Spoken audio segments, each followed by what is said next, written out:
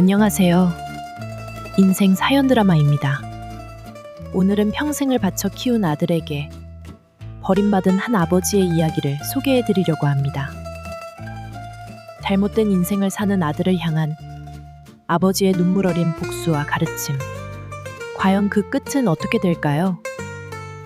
가족의 의미를 다시 한번 되새기게 할 인생 사연 드라마. 지금 시작합니다.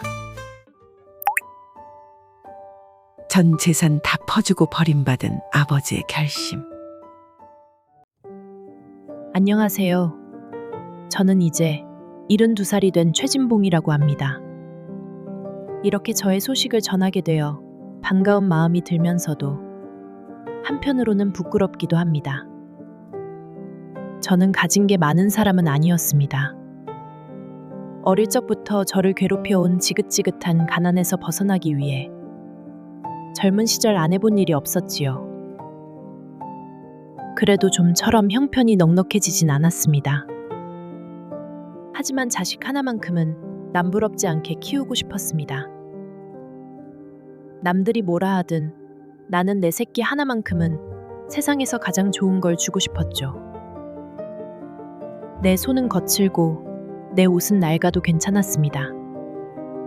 하지만 우리 애한테는 깨끗한 옷을 입히고 싶었어요. 내가 못 배웠으니 우리 애는 배워야 한다고 생각했습니다. 내가 못 입었으니 우리 애는 좋은 옷을 입어야 한다고 생각했죠. 그래서 내 몸 하나 제대로 못 챙기면서도 내 새끼가 원하는 건 뭐든 해줬습니다. 새 운동화가 갖고 싶다 하면 한 달 내내 점심을 거르고도 사줬습니다. 뭐든 먹고 싶다, 갖고 싶다고 하면 주저없이 사줬어요. 손에 남은 몇 푼이라도 있으면 내 입에 밥 한 숟갈 덜어도 애한테 좋은 거 사주고 싶었습니다. 하루는 학원이 가고 싶다 하길래 남들처럼 비싼 학원도 보내줬죠. 옆집 아줌마가 너무 버릇 나빠지는 거 아니냐고 혀를 차도 저는 그냥 웃으며 넘겼습니다. 우리 애가 하고 싶은 거 다 해보는 게 중요하다고 생각했으니까요. 혹여나 버릇없이 굴어도 아직 어리니까 하며 넘겼습니다. 어릴 땐 다 그런 거 아니겠습니까? 나중에 크면, 철들면 부모의 마음을 알겠지 싶었습니다. 민수가 커서 결혼할 때도 마찬가지였죠. 신혼집이 필요하다기에 내 전 재산을 들고 부동산으로 갔습니다. 하나뿐인 저의 소중한 우리 아들이었으니까요. 나와 아내는 우리 아들 민수를 위해서 목숨을 내놓으라 하면 몇천 번, 아니 몇만 번도 기꺼이 내어놓을 수 있다는 마음으로 애지중지 키웠습니다. 그런데 말입니다. 그렇게 키운 놈이 우리에게 어떻게 했는지 아십니까? 결혼을 하고 얼마 되지 않아 민수는 저를 찾아와서 이렇게 말하더군요. 아버지, 저 사업 좀 해보려고요. 이제 제 힘으로 돈을 벌어야죠. 아버지도 연세가 있으신데 제가 언제까지 아버지께 손을 벌릴 수도 없고요. 그래, 이제야 정신을 차리는구나 싶었습니다. 기특했어요. 그래, 내 새끼니까 당연히 철이 드나 보다 싶었죠. 하지만 그 사업 자금이 문제였습니다. 민수는 사업 자금 이야기를 꺼내며 머뭇거렸습니다. 저는 단번에 그의 눈빛을 읽을 수 있었습니다. 어릴 때 비싼 장난감을 사달라고 하기 전 혼나기 싫어서 억지 웃음을 지으며 말하던 바로 그 눈빛이었습니다. 사실 누구나 처음엔 좀 힘드니까 아버지께서 시작만 좀 도와주시면. 그때까지만 해도 민수의 말이 틀린 말만은 아니라고 생각했습니다. 혼자 서기를 해본 적도 없는 놈이 무슨 초기 자금이 있어서 사업을 시작하겠습니까? 그래서 저는 저의 퇴직금을 민수에게 아무 말 없이 건네주었습니다. 하지만 그렇게 시작된 돈은 결국 노후 자금, 그리고 평생을 살아온 집까지 피땀 흘려 모은 전 재산이 모두 그 녀석의 주머니로 들어가게 되었습니다. 하지만 그때만 해도 저는 제가 이 녀석의 버팀목이라고 생각했습니다. 민수가 성공하면 분명 저에게 그리고 아내에게 고마운 마음을 가지고 보답을 할 거라고 굳게 믿고 있었죠. 그러나 세상엔 부모의 도움을 은혜가 아니라 당연한 것으로 여기는 놈들도 있더군요. 그리고 그런 놈이 바로 우리 민수였습니다. 시간이 지나 제 돈으로 사업을 시작한 민수는 저와 아내를 더 이상 찾아오지도 연락하지도 않았습니다. 여보, 민수가 오늘도 전화를 안 받네요. 당신이 한번 좀 해봐요. 어느 순간부터 민수는 우리의 전화를 받지 않더군요. 저는 결국 며느리에게 전화를 걸었습니다.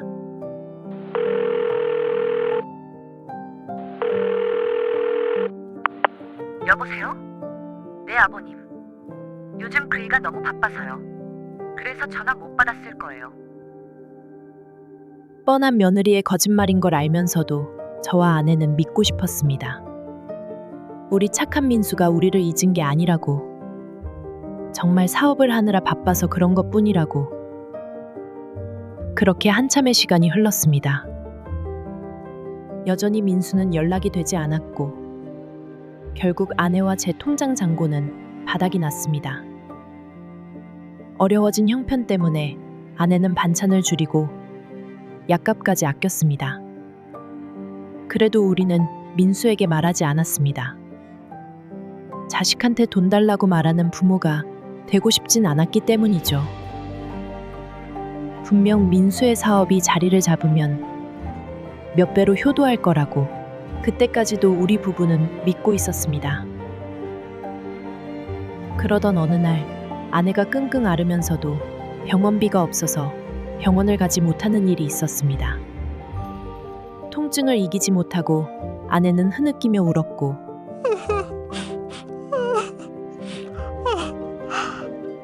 결국 그날 처음으로 저는 민수의 회사로 전화를 걸었습니다.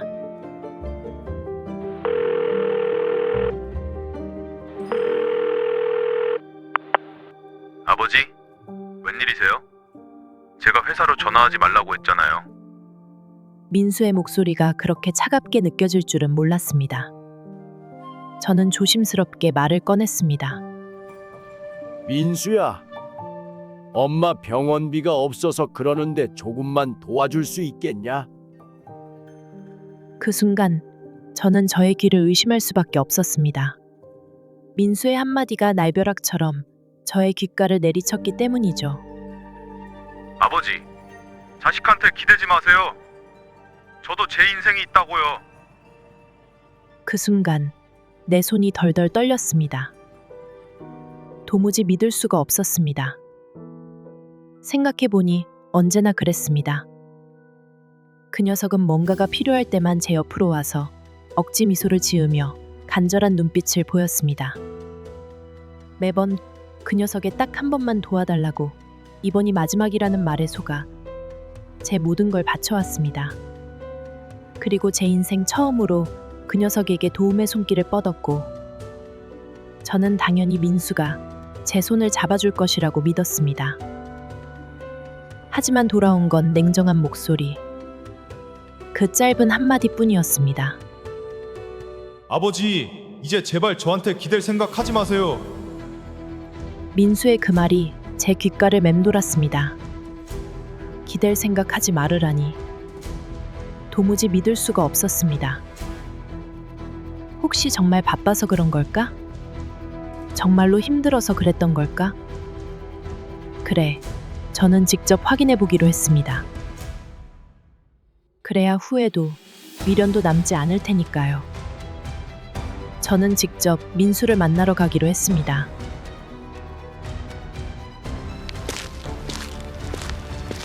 (20년을) 신어 낡을 대로 낡은 신발을 신고 찾아간 민수의 회사는 화려했습니다. 건물은 크고 반짝였고 로비에는 멀끔한 사람들이 오갔지요. 벽에는 큼지막한 액자가 걸려 있었습니다. 그리고 이렇게 적혀 있었습니다. 대표이사 김민수. 불과 며칠 전에 이 액자를 봤더라면 나와 아내는 우리 아들 민수가 자랑스러워 아마도 눈물을 흘리며 기뻐했겠지요. 하지만 오늘은 기뻐할 수 없었습니다. 저는 안내 데스크로 다가가 조심스럽게 물었습니다. 저 김민수 대표 아버지 되는 사람인데 김민수 대표 만나러 왔습니다. 예약하셨나요? 안내 데스크의 직원은 나를 위아래로 훑어보더니 건조한 목소리로 말했습니다. 이때 다른 직원 한 명이 다가와 정중하지만 단호한 말투로 말했습니다. 실례지만 김민수 대표님께서는 부모님이 안 계십니다. 김민수 대표님을 찾아오신 게 맞으신가요? 또 한 번 귀를 의심할 수밖에 없었습니다. 멀쩡히 살아있는 부모를 한순간에 없는 사람으로 만들어버린 것이었습니다. 바로 이때 구두가 바닥을 세게 찍으며 걸어오는 소리와 함께 활기찬 목소리가 들렸습니다. 저는 단번에 그 목소리를 알아차릴 수 있었습니다. 한때 저를 아버지라 부르던 녀석의 목소리였으니까요. 대표님, 이번 계약만 잘 성사되면 제 요트에서 와인 한잔 하시죠. 저는 민수를 바라보았습니다. 내 아들이 맞나 싶을 정도로 어느새 번쩍이는 시계를 차고 비싼 정장을 입고 허세에 가득 차 있는 한 남자가 보였습니다. 그리고 곧 민수와 저는 눈이 마주쳤습니다. 저는 지금이라도 녀석이 저를 보고 반가워하기를 바랬습니다. 하지만 민수는 저를 그냥 지나쳤습니다. 그때 저는 깨달았습니다. 아무리 평생을 희생해도 나의 모든 것을 주어도 저 녀석은 우리를 부모로 여기지 않는다는 것을요. 그리고 그 순간 저는 결심했습니다. 이대로 당할 순 없다고. 저 녀석을 정말 후회하게 만들어야겠다고 말입니다. 그날 저녁, 저는 아들의 집을 찾았습니다.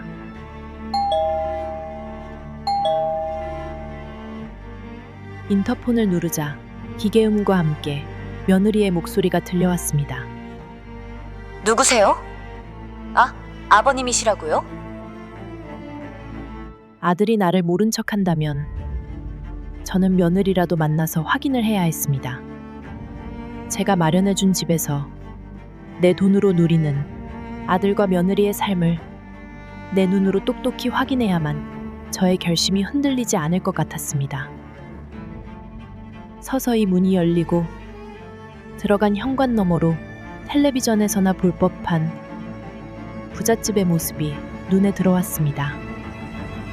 대리석 바닥, 반짝이는 샹들리에 비싼 가구들. 말 그대로 빛이 번쩍거리는 집이었습니다. 저는 번쩍거리는 이 집을 위해 한평생을 바쳐 일을 하게 된 셈이었죠. 하지만 이 집 어디에도 나와 아내의 흔적은 찾을 수가 없었습니다. 아버님, 뭐 마실 거라도 드릴까요? 쌀쌀맞은 목소리의 며느리가 냉장고 문을 열더군요. 냉장고 안에 있는 잘 정리된 과일들, 한가득 채워진 반찬들이 보였습니다. 그 순간 아들을 위해 한 푼이라도 아끼느라 찬거리를 마련하지 못해 텅 빈 냉장고를 보며 한숨을 쉬던 아내의 모습이 떠올랐습니다. 민수의 사업 자금을 마련해주기 시작하면서부터 저와 아내는 난방비를 아끼자며 한겨울에도 겹겹이 옷을 껴입었고 쌀 한 톨 아껴가면서 살았습니다. 그런데 그렇게 마련해준 이 집과 아들네 인생에 부모라는 존재는 없었습니다. 아버님, 혹시 돈 때문에 여기 오신 거예요? 며느리는 한숨을 쉬며 저에게 먼저 돈 이야기를 꺼내더군요. 뭐? 돈? 그래 맞다. 돈 얘기하러 왔다. 저도 모르게 뱃속 깊이에서 억눌렀던 분노가 치밀어 올랐습니다. 내가 평생 모은 돈을 다 퍼줬으니 따지고 보면 이 집도 내 집이고 니들이 누리는 모든 것이 다 나한테서 나온 거다. 그러니 이제 돌려줘야겠다. 사실 그렇게까지 말할 생각은 아니었습니다. 하지만 저를 내리다보는 듯한 며느리의 말에 화가 나 저도 모르게 으름장을 놓았습니다. 잠깐의 침묵이 흘렀습니다. 혹 제 말이 너무 충격적이어서 며느리가 울음이라도 터뜨리면 어쩌나 하는 걱정을 할 찰나였습니다. 며느리가 갑자기 웃음을 터뜨렸습니다.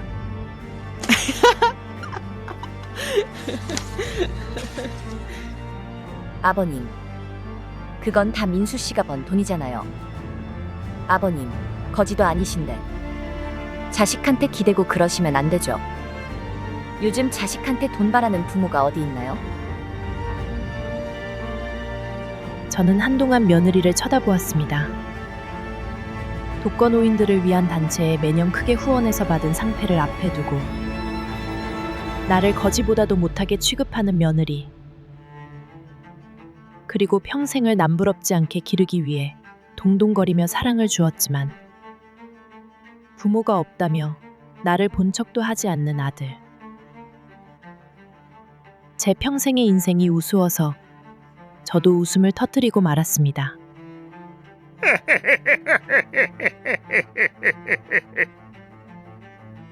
그리고 며느리를 바라보며 마지막 인사를 남겼습니다. 나의 평생을 내 전 재산을 바친 대가가 고작 이거였구나. 그래, 이제 나도 자식 없는 셈치겠다.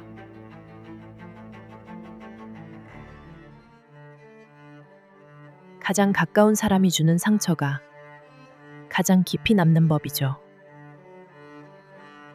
남보다 더 믿었고 더 사랑했던 사람에게서 받은 배신. 그건 가슴을 도려내는 것처럼 아팠습니다.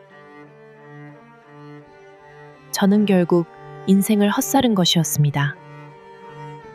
평생을 바쳐 키운 자식이 내 인생을 송두리째 가져간 것도 모자라 마지막 남은 자존심까지 짓밟았으니까요. 그때 저는 깨달았습니다. 이놈이 더는 내 새끼가 아니구나. 이놈한테 나는 돈줄, 그 이상도 이하도 아니었구나. 자식이 잘 되길 바라는 게 부모 마음입니다. 하지만 자식이 부모를 짓밟고 올라서겠다고 한다면 그건 더 이상 자식이 아니겠지요. 아니, 인간도 아니겠지요. 저는 인간이 아닌 괴물을 낳아서 기른 거였습니다. 내가 잘못 기른 그 녀석이 또 누군가에게 어떤 상처를 주고 살게 될지 알 수 없는 노릇이었습니다. 부모에게도 저리하는 놈이기에 남에게 잔인한 짓을 하고도 눈 하나 깜짝하지 않을 놈이라는 것을 저는 이제서야 알게 된 것이었습니다. 저는 혹시라도 제가 아닌 또 다른 피해자가 있는지 알아야 했습니다. 그래서 어릴 적 민수가 쓰던 방을 뒤져 수첩 하나를 찾아냈습니다. 그리고 그 안에 있는 민수의 친구들에게 연락을 했습니다. 민수에게 상처를 받은 사람은 역시나 저뿐만이 아니었습니다. 그렇다면 그 잘못 기른 괴물을 내가 다시 되돌려놔야 했습니다. 그리고 저는 거기서 결정적인 걸 발견하게 되었습니다. 사람들은 가끔 중요한 걸 너무 쉽게 잊고 삽니다. 민수 역시 그랬죠. 자신의 아내도 믿지 못한 민수는 중요한 서류들을 우리 집, 바로 자신이 쓰던 방에 보관하고 있었습니다. 그리고 그 안에는 다양한 종류의 계약서들이 모두 있었죠. 저는 그 많은 계약서들을 하나도 빠짐없이 모두 살펴보았습니다. 그리고 그놈이 회사를 만들며 저지른 각종 편법들을 확인할 수 있었죠. 세금을 피하기 위해 민수는 내가 준 돈을 내 이름의 자기 회사 지분으로 해놓았던 것입니다. 회사의 초기 자본이 전부 내 돈이었으니 내 지분의 양은 상당했습니다. 그리고 그것은 아직 법적으로 남아 있었습니다. 그런데 미련한 그놈은 그걸 잊고 살고 있었습니다. 아니, 애초에 관심조차 없었겠죠. 어차피 저는 그놈에게 돈 줄인 바보, 그 이상도 이하도 아니었을 테니까요. 아마도 민수는 내가 이런 계약서들을 볼 거라고, 그리고 이런 것들을 이해할 수 있을 거라곤 상상도 못했던 거겠지요.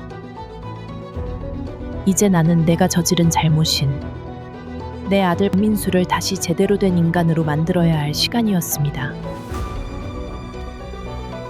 저는 법률사무소를 찾아가 평생을 피땀 흘려 번 나의 돈을 되찾기로 했습니다. 변호사는 계약서를 확인하더니 고개를 끄덕였습니다. 선생님, 이건 생각보다 간단한 일입니다. 지번 승계 절차만 진행하면 충분히 되찾을 수 있습니다.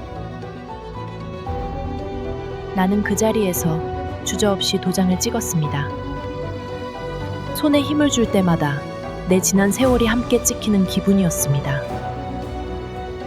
아들놈이 어떻게 나오든 상관없습니다. 이제부터는 내가 그놈을 심판할 차례니까요. 돈이 있을 때는 사람이 넘쳐납니다. 아부하는 놈들, 형님 동생하며 술잔을 기울이던 놈들, 웃으며 등을 두드리던 놈들이 줄을 서죠. 그놈도 그랬을 겁니다. 고급 정장을 차려입고 비싼 시계를 찬 손으로 사람들과 술잔을 부딪히면서 대표님 소리를 듣고 다녔겠지요. 하지만 돈이 떨어지면 세상은 차갑습니다. 사업이 기울자 투자자들은 슬그머니 발을 뺐습니다. 김 대표님, 이번엔 저희도 좀 어렵습니다. 다음 기회에 다시 뵙죠. 믿었던 직원들도 하나둘씩 짐을 쌌습니다. 대표님, 죄송합니다. 가족도 있고 더는 버티기가 힘들어서요. 직원들이 떠난 자리엔 컴퓨터 코드가 엉킨 채 방치된 책상과 꺼진 모니터 화면만 남았겠죠. 그제야 그놈은 깨달았을 겁니다. 사업이란 게, 돈이란 게, 사람의 관계란 게 얼마나 허망한지.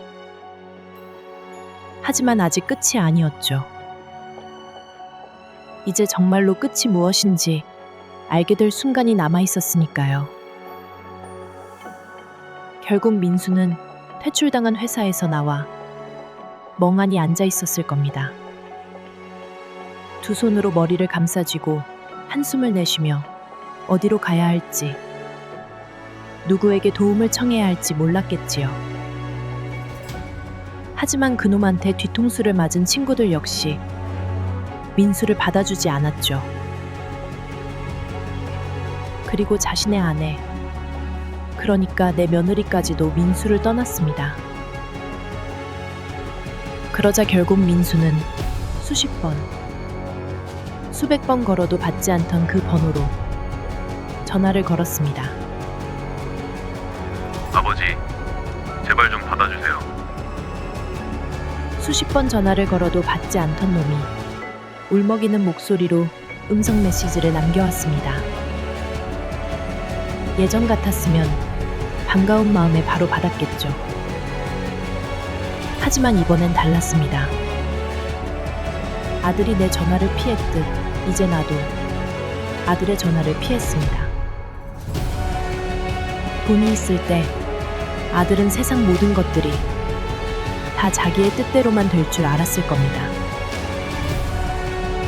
하지만 그 알량한 돈이 사라지면 결국 혼자 비참하게 남을 거라는 것을 아마 그땐 몰랐을 겁니다. 저와 아내는 어쩔 수 없는 부모였습니다. 우리를 그렇게 내쳤던 자식인데도 자식이라고 걱정되는 마음에 우리의 인생도 피폐해지고 있었습니다. 그러나 물론 괘씸한 마음도 있었지만 민수가 지금이라도 정신을 차리고 제대로 된 사람으로 살기를 바라는 마음에 했던 복수였기에 우리는 민수를 다시 찾지 않고 그저 기다리기로 했습니다. 우리가 할 수 있는 건 민수가 하루빨리 새 사람이 되길 기도하는 것밖에 없었습니다. 그렇게 몇 달의 시간이 흘렀습니다. 그날도 민수를 위해 기도를 하고 돌아오는 길이었습니다. 집 앞 작은 분식집에 낯익은 모습이 보였습니다. 누추한 행색에 주머니를 뒤져 동전을 세고 있는 초라한 그 남자는 바로 다름 아닌 우리 민수였습니다. 메뉴판의 가격도 보지 않고 그 비싼 음식들을 아무렇지도 않게 시켜 먹던 모습은 사라지고 떨리는 손으로 겨우 김밥 한 줄을 주문하는 처량한 행색이었습니다. 저렇게 몇 번이나 우리 집 앞을 찾아왔던 걸까? 저는 가슴이 찢어지는 것 같았습니다. 그래도 민수의 남은 인생을 위해서라면 저는 독해져야 했습니다. 눈을 질끈 감고 돌아서려고 하는 순간 민수가 어렸을 적 잔치국수를 함께 나눠 먹었던 시간이 떠올랐습니다. 우리 민수는 잔치국수를 참 좋아했습니다. 별게 들어가지도 않은 그 국수가 뭐가 그리도 맛있는지 그 작은 입으로 오물오물 잘도 먹었지요. 그때만 해도 민수가 저렇게 될 거라고 우리 사이가 이렇게 틀어질 거라는 건 추호도 몰랐습니다. 저는 모자를 깊게 눌러쓰고 조용히 분식집 사장에게 다가가 민수 앞으로 잔치국수를 하나 주라며 돈을 건넸습니다. 그리고 돌아서는 그때 아버지, 민수의 목소리가 들렸습니다. 하지만 차마 저는 뒤를 돌아볼 수가 없었습니다. 아버지, 민수가 힘없는 목소리로 다시 나를 불렀습니다. 천천히 고개를 돌려 바라본 민수는 많이 변해 있었습니다. 낡은 옷을 입고 머리는 덥수룩하게 자란 민수는 풀죽은 눈빛에 기어들어가는 목소리로 말했습니다. 아버지, 잠시만요. 민수는 갑자기 무릎을 꿇더니 옷 속에서 꼬깃꼬깃한 봉투를 하나 꺼냈습니다. 봉투를 건네는 민수의 손은 굳은 살이 잡히고 때가 덕지덕지 묻어 있었습니다. 아버지, 이거 조금이지만 제가 번 돈입니다. 용서해달라는 말은 하지 않겠습니다. 그냥 아버지께 제 손으로 번 돈은 꼭 전해드리고 싶었습니다. 저는 그저 민수를 바라보기만 했습니다. 무슨 일을 해서 번 돈이냐? 그냥 공사 현장에서 하루하루 일하면서 먹고 삽니다. 밥은 제대로 먹고 다니냐? 저의 말에 민수는 그저 무릎을 꿇은 채 하염없이 속죄의 눈물을 흘렸습니다. 저는 한숨을 쉬며 그 어리석은 아이를, 그래도 다시 돌아온 제 아들을 일으켜 세웠습니다. 집에 가자. 사람은 쉽게 욕심을 부리고 쉽게 등을 돌립니다. 때로는 돈에 눈이 멀어 가족까지 등한시하게 되기도 합니다. 나는 모든 걸 다 빼앗겼다고 생각했습니다. 평생을 바쳐 키운 자식에게 버림받았을 때 더는 돌이킬 수 없을 거라고 믿었습니다. 그런데 말입니다. 가족이라는 건 그렇게 쉽게 끊어지지 않는다는 걸 이제야 알았습니다. 저의 아들은 어리석었고 잘못된 행동을 했지만 결국 후회하고 다시 돌아왔습니다. 모든 것을 잃고 정말로 바닥까지 내려가고 나니 마지막으로 자신이 기댈 수 있는 곳이 어디인지 깨달았겠지요. 세상에서 가장 중요한 건 소중한 가족을 잃지 않는 것이라는 걸 말입니다. 저는 더 이상 그 녀석에게 따지지도 묻지도 않고 안아주었습니다. 왜냐고요? 그게 부모니까요. 그래도 다행입니다. 제 아들이 너무 늦지는 않았으니까요.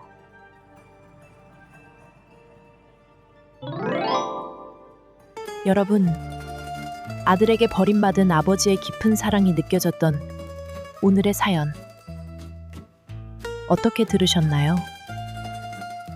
자식이라면 묻지도 따지지도 않고 아낌없이 모든 걸 내어주는 우리의 부모님 생각에 가슴이 먹먹했던 사연이었습니다.